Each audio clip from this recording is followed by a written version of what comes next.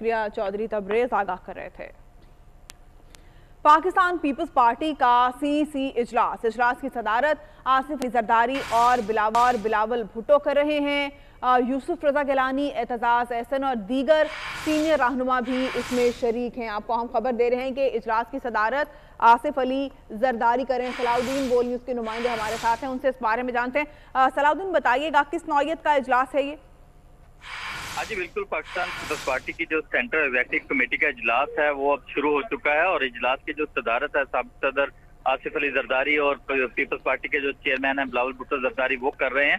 इजलास में जो है साबिक वजीर आजम यूसुफ रजा गिलानी, एतजाज एहसन और दीगर रहनुमा जो है वो भी जो सीईसी के मेंबर्स हैं वो सब शरीक हैं और इजलास में जो मुख्तलिफ अमूर हैं उस पर गौर किया जा रहा है, जिसमें इंतखाबात हैं उनका जो शेड्यूल है उस हवाले से जो है गुफ्तगू की जा रही है, उनका जायजा लिया जा रहा है और हल्का बंदियों के हवाले से जो इलेक्शन कमीशन की जानिब से जो शेड्यूल जारी किया गया है उसके ऊपर गौर किया जा रहा है और जो दीगर मामलात हैं जो सियासी सूरत हाल है मुल्क की मजमूई तौर पर उसके हवाले से भी गौर किया जा रहा है।